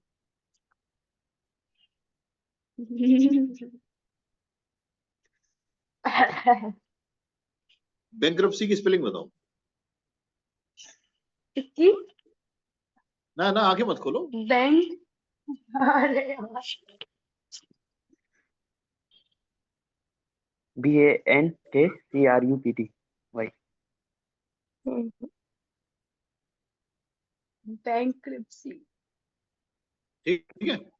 अब इसके अंदर 2 तरह के, ड्यूअल गवर्नमेंट में बैटल ऑफ बक्सर के बाद जो ड्यूअल गवर्नमेंट स्टार्ट हुई, उसके बाद निजामत के हाथ में चली गई और रेवेन्यू कलेक्शन कंपनी के हाथ में चला गया। अब जो कंपनी के जो क्लर्क थे, इनकी तनख्वाहें बहुत कम थी, तो जब इनको लूट बचाने का मौका मिला तो इन्होंने खूब लूट मचाई है बंगाल में। इसीलिए जब वहां पे 1770 का फेमिन आया तब लोगों की आंख खुली कि इन्होंने कितना पैसा, कितना यहाँ पे अन्याय का किया है लोगों के साथ। अब चक्कर क्या हुआ, इंग्लैंड के लोग तो ये जानते हैं कि कंपनी बहुत अच्छी पोजीशन में ट्रेड कर रही है, ट्रेड फ्लरिश कर रहा है, जंग जीत रही है, पूरा इंडिया कब्जा लिया है इन्होंने, बंगाल तो कब्जा ही लिया। मतलब कंपनी ने 1 मिलियन पाउंड के लोन लोन मांगी। की पिटीशन डाली ब्रिटिश पार्लियामेंट में 1772 में, 1772 में, कि भाई हमें 1 मिलियन पाउंड उधार दिया जाए। अब इंग्लैंड वालों की आंखें खुली, हो क्या रहा, जो कंपनी इतना प्रॉफिट बना रही थी ये पैसे क्यों मांगने पे आ गई उधार। तो हाउस ऑफ कॉमन्स यानी कि यहाँ कल की लोकसभा, वहां का house of Commons, house of Commons ने एक कमेटी बनाई, सीक्रेट कमेटी, ये देखने के लिए कि कंपनी के एडमिनिस्ट्रेशन में दिक्कत क्या है। कि आज हालात कंपनी के ये बन गए कि कंपनी पैसे उधार ले रही है पार्लियामेंट से।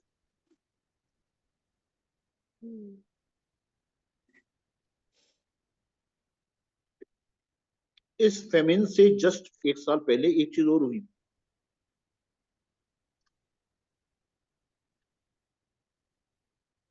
1769 में पहला एंग्लो मैसूर वॉर हुआ, जिसके अंदर हैदर अली ने अंग्रेजों को हरा दिया था। अब देखिए, वो कंपनी जिसने बैटल ऑफ प्लासी जीता, वो कंपनी जिसने बैटल ऑफ बक्सर जीता हो 1764 में,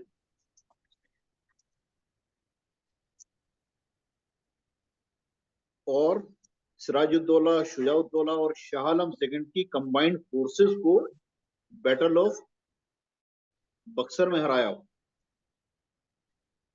जिसको निजामत मिल गई हो, सारे अधिकार जिनको मिल गए हो, वो कंपनी सिर्फ 5 साल बाद 1769 में एक शिया रूलर हरा देता हूं। है नहीं दम इनमें, क्यों सानिया? बहुत ज्यादा।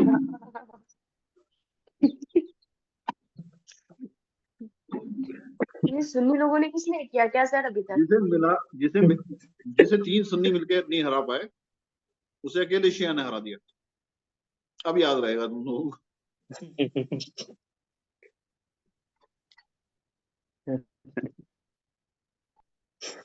हाँ सर, एग्जाम्पल के तौर पे हम तीनों लोग बैठे हैं और आप भी हैं, हाँ, जिसे हम तीनों भाई बहन नहीं हरा पाए उससे हम हरा दे। उसे मान लो कुलसुम अकेली हरा दे तो कोई बात तो है ना कुलसुम।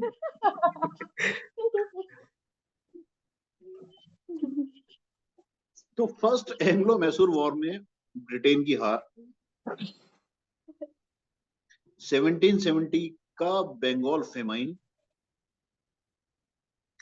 और ईस्ट इंडिया कंपनी का 1 मिलियन पाउंड उधार मांगना ब्रिटिश पार्लियामेंट में।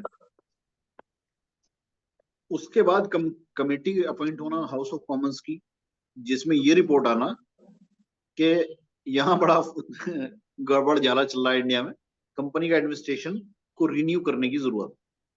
उस बैकड्रॉप में रेगुलेटिंग एक्ट 1773 ब्रिटिश पार्लियामेंट ने पास किया। पहला रेगुलेटिंग एक्ट, यानी कि ईस्ट इंडिया कंपनी के अफेयर्स को रेगुलेट करने के लिए, क्या करने के लिए? अफेयर्स को रेगुलेट करने के लिए रेगुलेटिंग एक्ट बनाया गया 1773 का।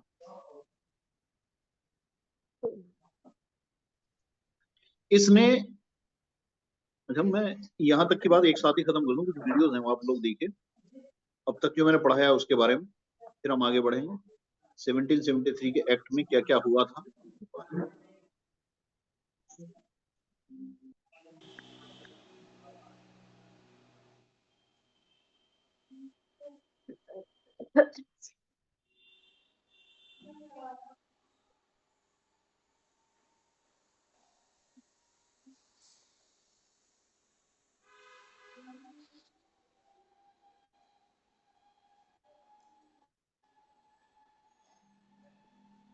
हेलो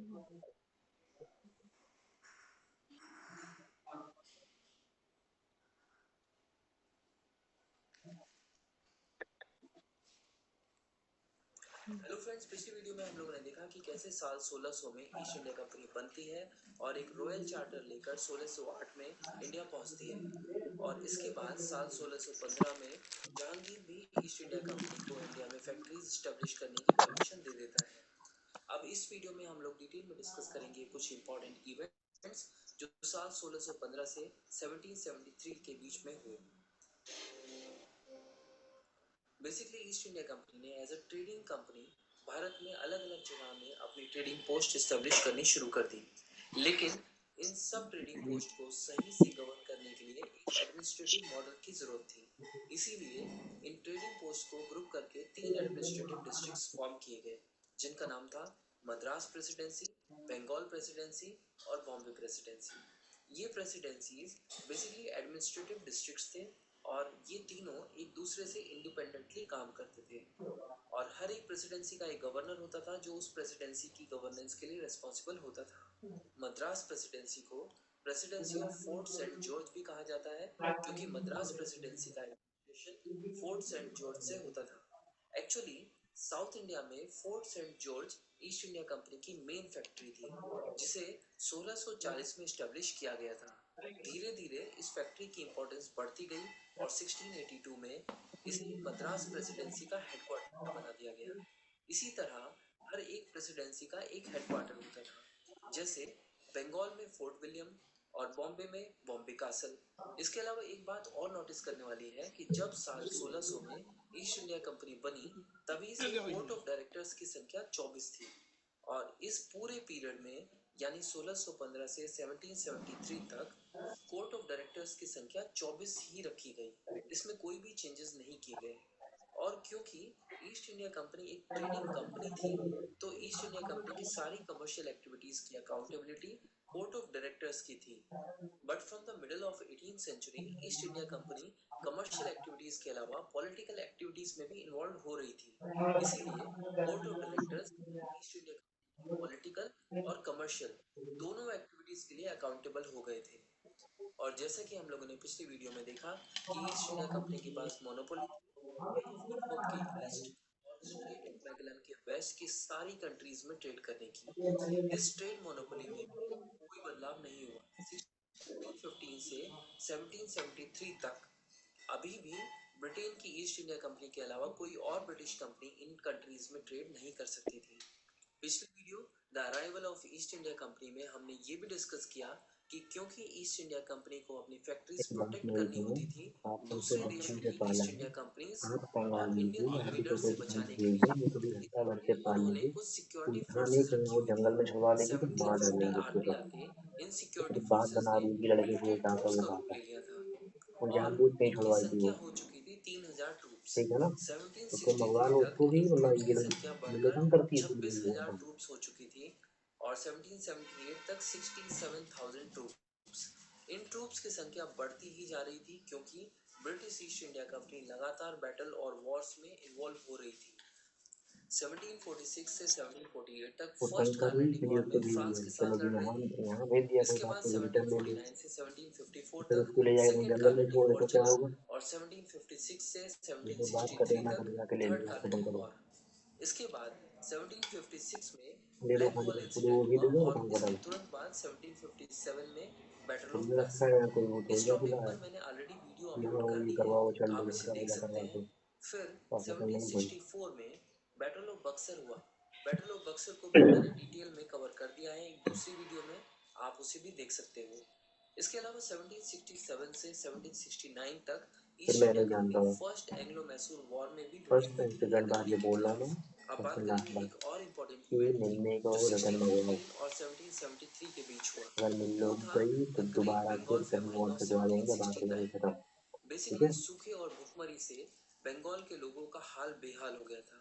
खाने की इतनी कमी हो गई थी कि भूख के कारण बंगाल की 1/3 पॉपुलेशन खत्म हो गई और कंपनी भी लॉस में आ गई। और 1772 में ईस्ट इंडिया कंपनी ने ब्रिटिश गवर्नमेंट से 1 मिलियन पाउंड का लोन अप्लाई कर दिया। इससे ब्रिटिश गवर्नमेंट को मौका मिल गया ईस्ट इंडिया कंपनी को कंट्रोल करने का और उसकी पॉलिसीज को रेगुलेट करने का। तो ये थे इंपॉर्टेंट इवेंट 1615 से 1773 तक। अब नेक्स्ट वीडियो में हम लोग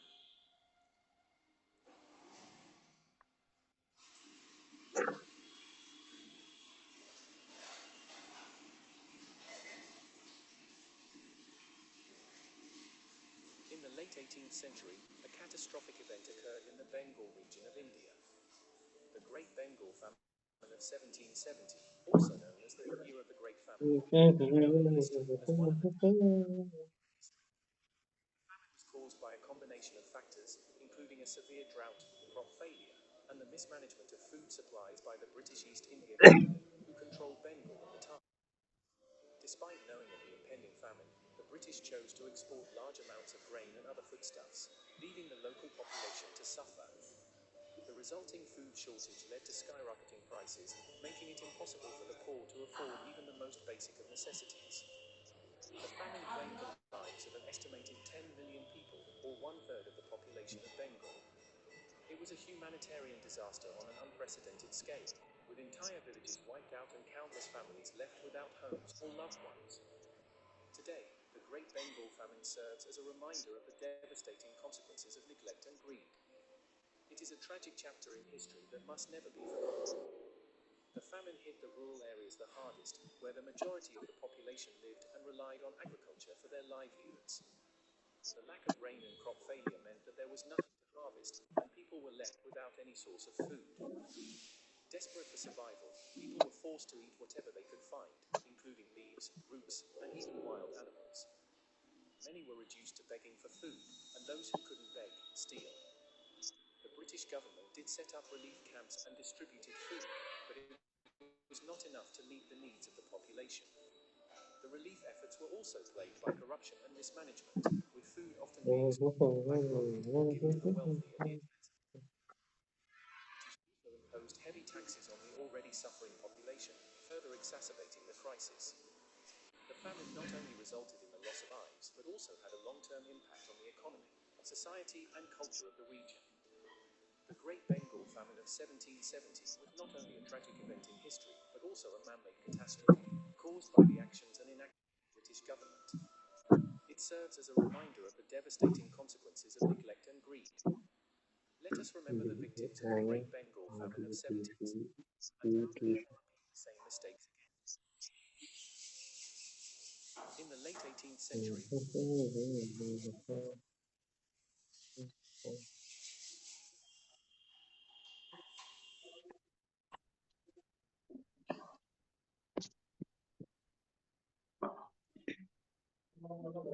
दो वीडियो आप लोगों ने देखी बंगाल फेमिन की। तो जो फोटोग्राफ थे बंगाल फेमिन के विक्टिम्स के नहीं थे, क्योंकि तब तक कैमरा इन्वेंट नहीं हुआ था। उस टाइम के लोगों की पेंटिंग बनाई होगी किसी ने, उनके बेसिस पे बनाया गया। आवाज आ रही है सब लोगों को? जी। तो ये थी कि ये मैन मेड कैटास्ट्रोफे था, मैन मेड कैटास्ट्रोफे, यानी कि वो प्रलय थी जो इंसान ने इन्वेंट की। इससे पहले भी फेमिन आते थे, सूखे पड़ते थे, लेकिन ये कंडीशन कभी नहीं बनी वर्ल्ड हिस्ट्री में, क्योंकि यहाँ मिसमैनेजमेंट बहुत था। आखिर में कहता ना, we have to look after the, है नहीं, दूसरा लगेगा एक्शन और इनएक्शन ऑफ कंपनी को लेकर। अब आ जाते हैं हम प्रोविजंस पे।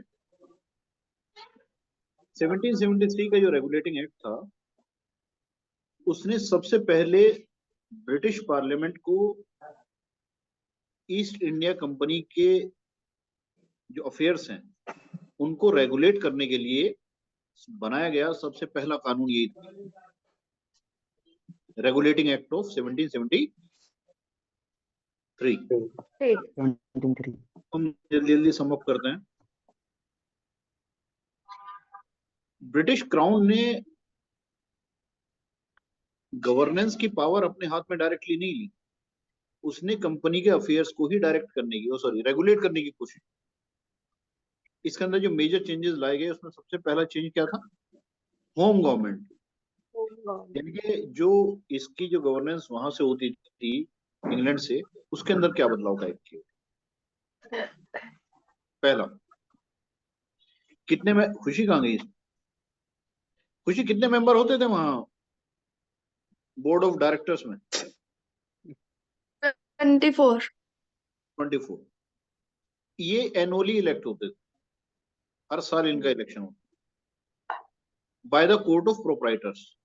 नीचे कोर्ट ऑफ प्रोप्राइटर होता था, वो court of proprietor board of directors को अपॉइंट करता था 1 साल के लिए।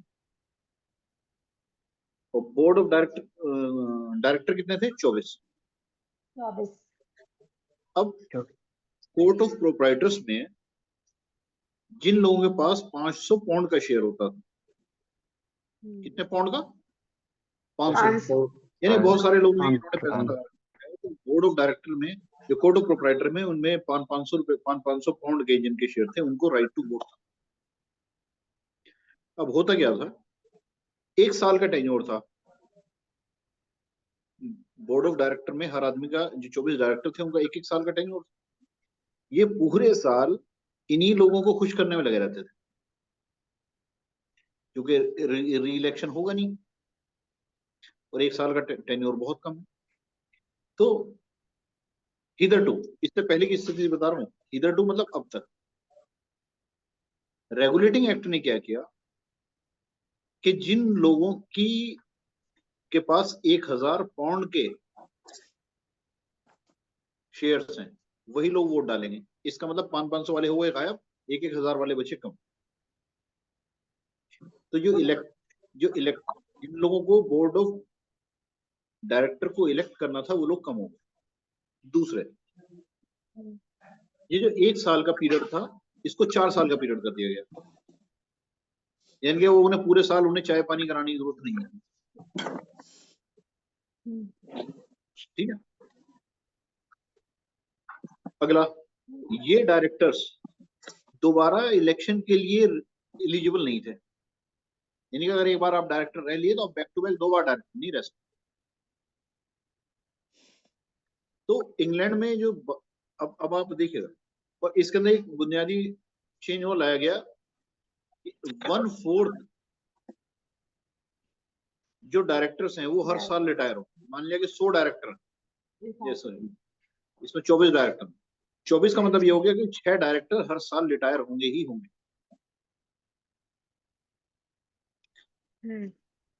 इंडिया में किसी चीज की याद आ रही है आपको ये सब सुन के? कौन सी बॉडी इंडिया? राज्यसभा। बिल्कुल सही। राज्यसभा में सेम तरीके से होता है, वहां भी एक पर्टिकुलर नंबर 1/3 लोग हर साल रिटायर होते हैं। अब इसमें क्या था, जो बदलाव लाया गया कि इनको री इलेक्शन के लिए नहीं एलिजिबल कर दिया गया। जब री इलेक्शन नहीं हो सकता तो करप्शन अपने आप खत्म हो गया।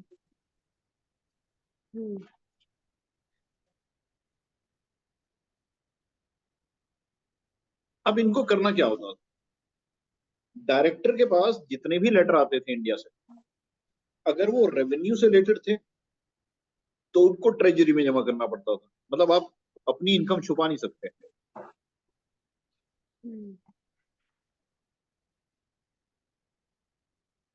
और जो सिविल और मिलिट्री से रिलेटेड है वो सेक्रेटरी ऑफ स्टेट को देने होते हैं। पहले ये लोग अपना काम अपनी सीक्रेसी से अपना, यानी कि ब्रिटिश पार्लियामेंट धीरे धीरे कंपनी को रेगुलेट करने के नाम पे, मतलब जिम्मेदारी भी नहीं ले रही है अभी, लेकिन कंट्रोल कर रही है कि अगर आपकी जो कोरस्पॉन्डेंस है, ये जो खतो किताबत आपकी इंडिया में हो रही है वो आप हमें दीजिए, हम देखेंगे क्या हो रहा है। अब form of government in India, India की फॉर्म ऑफ गवर्नमेंट में क्या बदलाव लाए गए? इसके पहले आपने वीडियो भी देखी, उसके अंदर तीनों प्रेसिडेंसी टाउन्स अलग अलग थे। इसमें क्या किया जी, इन तीनों प्रेसिडेंसी टाउन, जिसके अंदर फोर्ट विलियम कैलकाटा का, सेंट जॉर्ज मद्रास का, बॉम्बे कासल बॉम्बे का,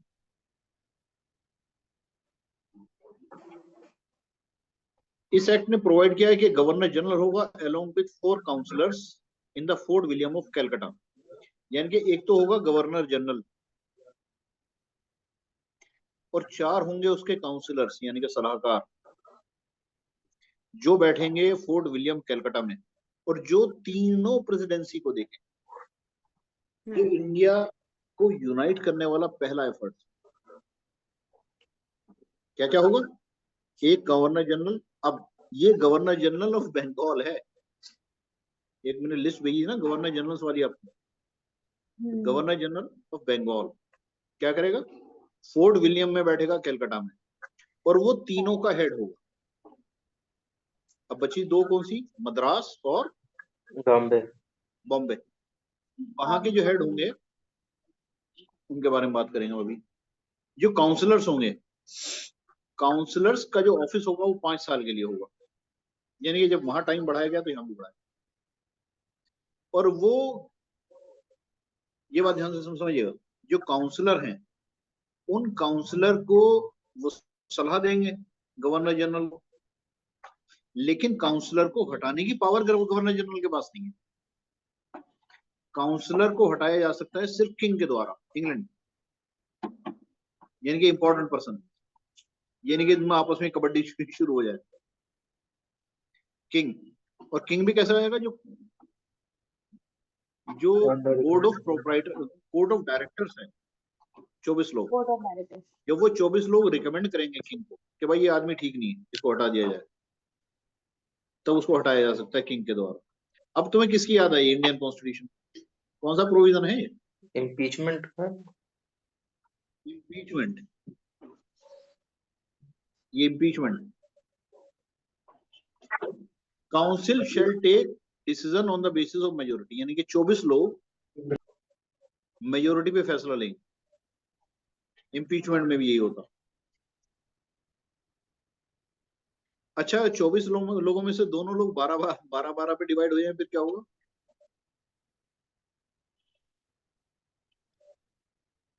फिर 12 तो लोग ये कहेंगे गवर्नर जनरल को हटाया जाना चाहिए, या उसके काउंसिल को, नहीं सॉरी, काउंसलर को हटाने के लिए 12 तो ये लोग कहेंगे काउंसलर हटना चाहिए,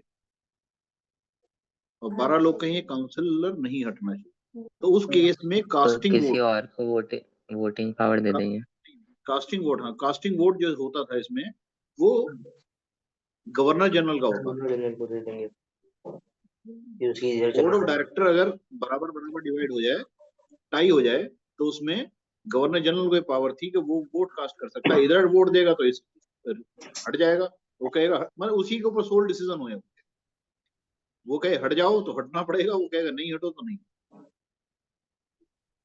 इस रेगुलेटिंग एक्ट से क्या हुआ कि जो गवर्नर जनरल इन काउंसिल बैठते थे मद्रास और बॉम्बे में, ये दोनों बंगाल के कंट्रोल में आ गए।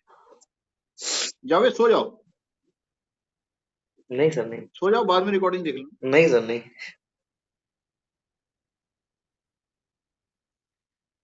मद्रास और बॉम्बे ये दोनों बंगाल के अंडर में, specially in matter of foreign policy.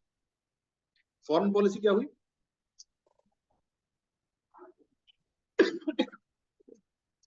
अगर प्रेसिडेंसी ऑफ बॉम्बे का कोई झगड़ा किसी और स्टेट से हो जाए, कर्नाटक से, तमिलनाडु से, किसी और जगह से, तो वो तब तक कोई फैसला नहीं ले सकते जब तक कि गवर्नर ऑफ बंगाल उसे अप्रूव ना करे।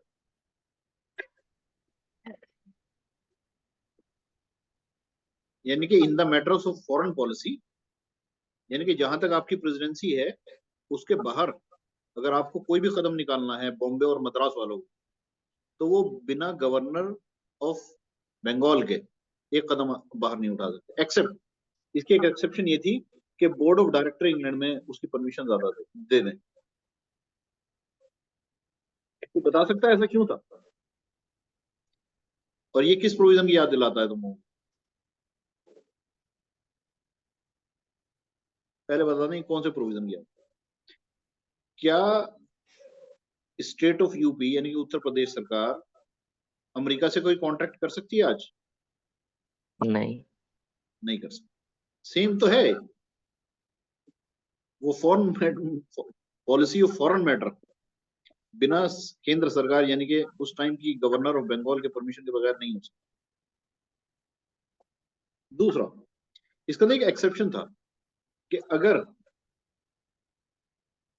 बॉम्बे और मद्रास को बोर्ड ऑफ डायरेक्टर कह दें कोई काम करने के लिए, तो उसे गवर्नर जनरल की परमिशन की पोजीशन नहीं है, क्योंकि बॉम्बे हवाई जहाज तो थे ही नहीं। बॉम्बे इंडिया के वेस्टर्न कोस्ट पे है। कौन से कोस्ट पे? Western western coast. और आपने गवर्नर जनरल कहाँ बैठा रखा है? कैलकाटा में। कोरस्पॉन्डेंस कैसे होना है? शिप से। कहाँ का शिप पहले पहुंचा इंग्लैंड?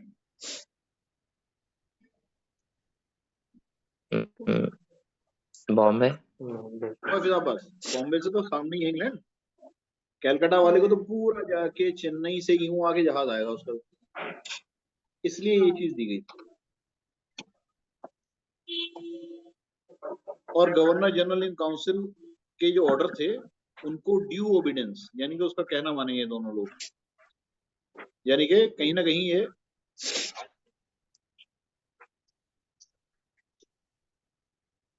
सारी जो पावर दी गई उठा के गवर्नर जनरल ऑफ बंगाल को दी। एक बहुत इंपॉर्टेंट पावर कि governor general in council of Bengal, ये गवर्नर को यानी कि बॉम्बे और मद्रास के गवर्नर को या उसकी काउंसिल को सस्पेंड कर सकता है। कितनी इंपॉर्टेंट पावर। ये है कॉन्स्टिट्यूशन का इमरजेंसी प्रोविजन, जहां पे इमरजेंसी लगा दी जाती, सस्पेंड कर दिया जाता। सबसे पहला गवर्नर जनरल कौन बना? गवर्नर जनरल एटफोर्ड विलियम। क्या नाम था उस आदमी का? विलियम वॉरेन ऐसे वॉरेन हेस्टिंग्स। अब आते हैं हम लेजिस्लेटिव पावर्स। दो टॉपिक बचे हैं, लेजिस्लेटिव पावर और सुप्रीम कोर्ट। उसके बाद ये चार्टर एक्ट पूरा हो जाएगा। अब सारी पावर किसके पास चली गई? गवर्नर जनरल इन काउंसिल के पास। गवर्नर जनरल इन काउंसिल को एक पावर दी गई कि वो लॉ बना सकता है, रूल्स, रेगुलेशन, ऑर्डिनेंस। अभी भी कंडीशन बाकी सेम थी, इंग्लैंड के लॉ के खिलाफ नहीं होना चाहिए, रीजनेबल होना चाहिए, और इंग्लैंड के लॉ को आप बदल नहीं सकते। और ये लॉ तभी वैलिड होते थे जब ये पब्लिश कर दिए जाते थे सुप्रीम कोर्ट के द्वारा। सुप्रीम कोर्ट अभी आएगा, इसी के अंदर सुप्रीम कोर्ट का एस्टेब्लिशमेंट हम बताएंगे। ये बहुत इंपॉर्टेंट चीज थी कि लॉ तब तक वैलिड नहीं होते थे जब तक कि वो सुप्रीम कोर्ट से पब्लिश ना हो जाए। कौन सा आर्टिकल की याद आई इससे? ये भी पढ़ा चुका आप। Article 141, law declared by the supreme court shall be binding on all courts in India. ये कहता हो, पढ़ाया था ना एक बार ये। अब क्या हुआ? जी सर। लेकिन जब तक वो सुप्रीम कोर्ट से पब्लिश नहीं होगा लॉ, तब तक वो लॉ वैलिड नहीं। यानी कि अगर सुप्रीम कोर्ट पब्लिश करने से इनकार कर दे तो वो लॉ वैलिड होगा ही नहीं, वो लॉ ही नहीं बनेगा। इसको कहते हैं जुडिशियल रिव्यू कॉन्स्टिट्यूशन। कि अगर पार्लियामेंट कोई लॉ बना दे और सुप्रीम कोर्ट उसको अनकॉन्स्टिट्यूशनल कह दे जी। तो वो लॉ अनकॉन्स्टिट्यूशनल हो जाता है, उसकी कोई मान्यता नहीं रह जाती। इंडिया ये में तो है तो जुडिशियल रिव्यू जब आया था ना, जब 1975 का हुआ था।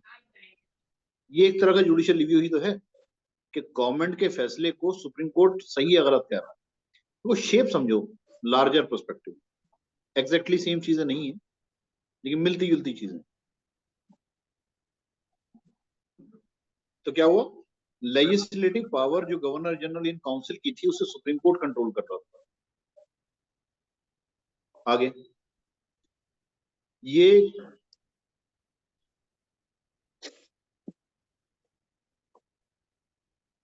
अब हम आ जाते हैं दूसरे इंपॉर्टेंट टॉपिक पे। ये मैं पहले भी पढ़ा चुका आपको दूसरे तरीके से पढ़िए, वो आपको आज समझ में आएगी कि वो जो वॉरेन हेस्टिंग्स, एलिजा इम्पे और राजा नंद कुमार के ऊपर मैंने कहानी दिखाई थी आपको। पटना केस और या फिर कौसीजुरा केस जो था। पटना केस, कोसीजुरा केस और राजा नंद कुमार ट्रायल्स। हम्म तो ये राजा नंद कुमार का ट्रायल पैदा कैसे हुआ? वो इसी 1773 एक्ट की वजह से पैदा हुआ। सुप्रीम कोर्ट पहला सुप्रीम कोर्ट बना, कहाँ बना सुप्रीम कोर्ट? ये कैलकटा में। कलकत्ता में, कलकत्ता कलकत्ता। पहला चीफ जस्टिस कौन बना? सर ये भी पढ़ा है, एलिजा इम्पे।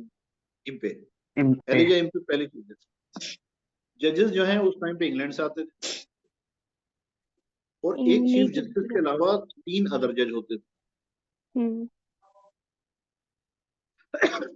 ये 5 साल के सीनियर वकील होते थे इंग्लैंड के। इनका अपॉइंटमेंट ऑब्वियसली बात है क्राउन ही करेगा, गवर्नर जनरल को तो इनका अपॉइंटमेंट नहीं दिया जा सकता, क्राउन करेगा। और ये तभी तक ऑफिस होल्ड करते थे जब तक कि राजा इनसे खुश रहता। To hold office during his pleasure. अब किस चीज की याद है आपको? क्या है ये? हमारा आज का भी सुप्रीम कोर्ट है, बस यहाँ पे एज लिमिट हो गई। वो आदमी जो 5 साल के लिए किसी भी हाई कोर्ट का जज रहा हो, उसे सुप्रीम कोर्ट का जज बनाया जाता है आज भी। अब ये जो to hold office during his pleasure, अब रिपब्लिक तो रहा नहीं इंडिया, डेमोक्रेट रिपब्लिक है, तो कॉन्स्टिट्यूशन में एज दी गई है सुप्रीम कोर्ट जजेस के रिटायरमेंट की। क्या एज है भाई जावेद? सुप्रीम कोर्ट के जज किस एज में रिटायर होते हैं? 65 ईयर। ये था। इसके पास जुरिस्डिक्शन कौन कौन से थे? Civil, criminal, admiralty, ecclesiastical. ये सब मैं आपको पढ़ा चुका पहले। सिविल क्या होता है, क्रिमिनल, एडमिरल्टी मतलब जो मैरीटाइम वाले ऑफेंस होते हैं, समुद्र में चोरी चकारी वाले। लेकिन इसका जुरिस्डिक्शन सिर्फ ब्रिटिश सब्जेक्ट्स के ऊपर था, इंडियन नेटिव्स के ऊपर नहीं। ब्रिटिश सब्जेक्ट जो रहते थे बंगाल, उड़ीसा में। अभी एक जो वीडियो मैंने दिखाई उसमें बताया था मैंने कि जो ब्रिटेन के लोग थे या कंपनी के जो एम्प्लॉय थे, उनकी संख्या बहुत ज्यादा थी, कई लाखों लोग हो गए थे जो कंपनी की नौकरी करते थे। तो ब्रिटिश सब्जेक्ट पे जो बंगाल, बिहार, उड़ीसा इनमें रहते हैं, उनके ऊपर इंडियन कोर्ट का, इसी से वो केस पैदा हुआ था राजा नंद कुमार जी। अच्छा, court could hear all complaints against any of his Majesty's subjects. ये था राजा नंद कुमार का ट्रायल। राजा नंद कुमार ने सुप्रीम कोर्ट के अंदर शिकायत की थी वॉरेन हेस्टिंग्स। और गधा ये भूल गया कि सर एलिजा इम्पे और वॉरेन हेस्टिंग्स ये दोनों स्कूलमेट थे।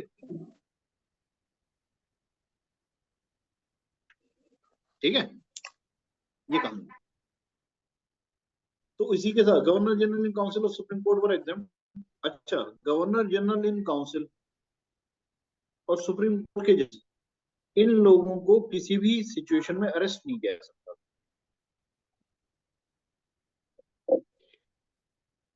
इसके ऊपर एक एक्ट बना था इंडिया में, कोई बता सकता है किस ईयर का था वो एक्ट? पढ़ाया था मैंने टॉड में।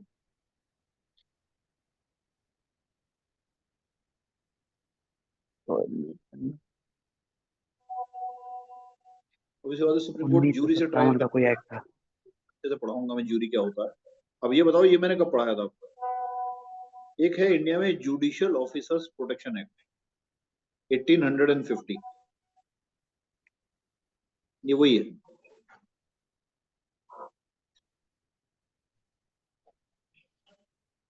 अब हम कल आपको पढ़ाएंगे या आज शाम में क्लास हो सकती है कि इसके डिफेक्ट्स क्या क्या थे। 1773 के एक्ट के डिफेक्ट क्या क्या थे, और उसके बाद हम पढ़ाएंगे 1781 का, यानी कि सुप्रीम कोर्ट और गवर्नर जनरल इन काउंसिल के बीच में जो टसल स्टार्ट हुई, उसके रिजल्ट से 1781 का एक्ट इस तरह। अब आप लोग आराम करो, थक गए हो, कोई क्वेश्चन है आज के बारे में?